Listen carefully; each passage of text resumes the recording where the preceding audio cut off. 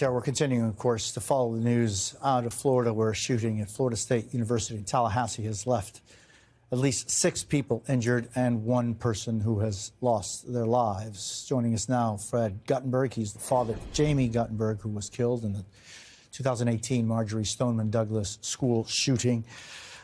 You know, Fred, you and I have spoken so many times, and so many of the times that we have spoken has been right after another horrible nightmare. And I'm just thinking, you know, Fred, what on the February the 14th, you know, Valentine's Day 2018, those 17 people that lost their lives, including your extraordinary daughter. The age would have been, had she been able to continue with her dreams and her aspirations and all that she would have contributed to all of us. You know, very well would have been a possibility that she would be in a university setting in one way or another. Have you spoken to anybody at FSU? Do you know of anybody who's up there?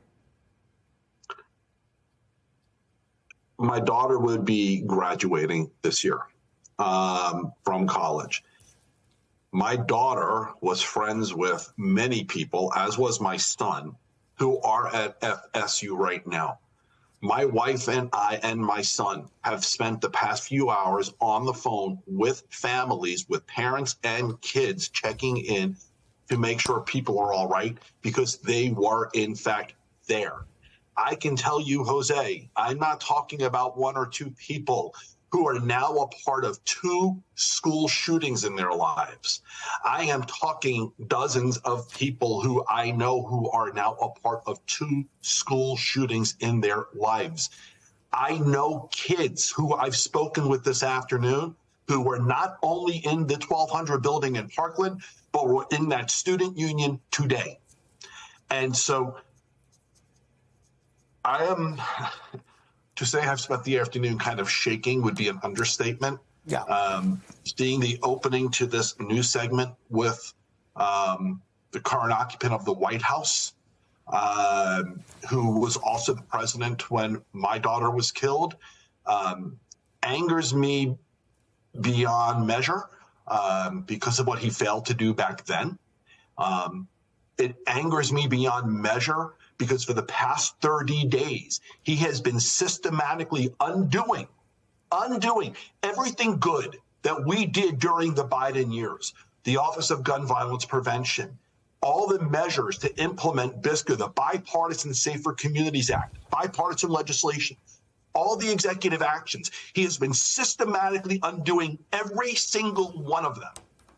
And so if anyone is surprised that he will do nothing after today, you shouldn't be. There is always the, you know, thoughts and comments of people after something like this happens. And, you know, we don't know, Fred, how many people have, I mean, we're saying 6 or so injured. We don't know how, what kind of injuries they have sustained. But Fred, how do talk, as I've asked you when we were speaking after Uvalde, and as you and I have spoken after so many of these tragedies, I ask you to do something that only you and a handful of others, unfortunately, it's a lot of people, but only you can do, which is to speak to the families of, in this case, the one person that has lost their lives. We don't know who that is, but speak to that family. Speak to those people who right now have their children in lockdown or are just terrified of what they witnessed or what they heard. And so I ask you, as I've asked you, unfortunately, so many times, Fred, speak to them. And I hope it's only the one, which is already one too many. I've been doing everything I can to stay in touch with people up there. I fear that number is going to change. You know, I was having a conversation yesterday with Chris Brown of Brady. And we were actually talking about the show The Pit. and which I watched, and there was a mass shooting scene within the show. And I remember saying to Chris yesterday, I remember sitting in the hospital with my wife on February 14, 2018, hoping and praying my daughter was being put back together, hoping and praying she survived gun violence from an AR-15. And I wasn't that lucky. And so my message to all these families who are in the hospital right now with your loved ones who are being taken care of in these trauma settings, just know that every effort that is possible will be taken to help them heal. Everybody who matters to you is going to be by your side. Everyone who you need in your life, this is a moment where we lean on our helpers. They hold us up. They keep us steady. Reach out to them. Let them reach out to you. I just want to tell these families, I love you. I can't believe that we're doing this again. This is uniquely American. Don't let anybody tell you that it's not.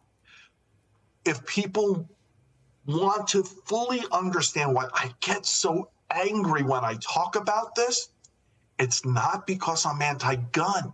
It's because I hate gun violence, and we can do something about gun violence.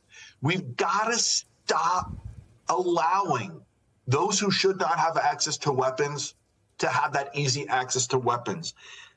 You know, Jose, you're here in Florida. You know as well as I do, rather than spending the past few months doing everything possible to take the additional steps to reduce gun violence, here in the Florida legislature, they've been taking steps to make gun violence more possible. They want to roll back the law that we passed after Parkland. They tried to roll back the age of 21 that we passed. There are others that want to roll back the red flag laws. It's the stupidest, most insane behavior, but that's what's currently happening in the Florida legislature in Tallahassee, where this shooting just happened. I hope and I pray, yes, I have thoughts and prayers that every Republican who has been behind the effort to do that stands up today and says, I was wrong, that I want to respect gun rights. Every Republican should say that, but they should also say, I respect life.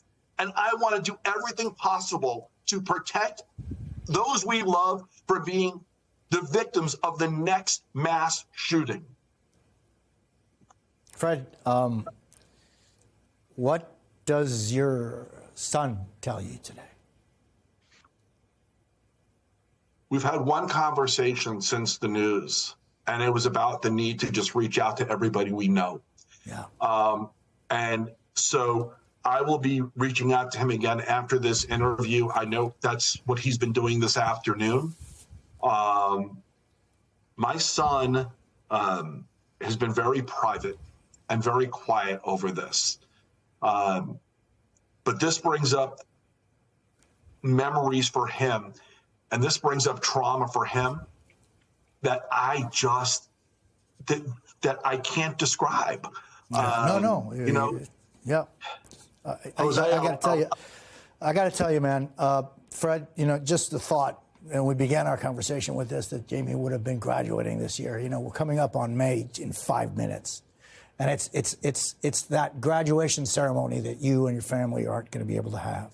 It's the beginning of a new life of service, of making a difference, of continuing through dreams, hopes, and aspirations of good people that will not have the opportunity.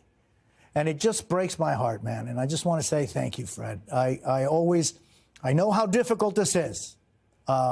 In this time and in every time. And you were talking about healing, and I know that for all of you, healing is not truly possible. But the daily affirmations of hope, I thank you, Fred. I thank you, and just send my best to your family, and I appreciate always your willingness to come and speak with me and with us, even under the most difficult of circumstances. I appreciate that, my friend. Thank you. Thank you, Jose.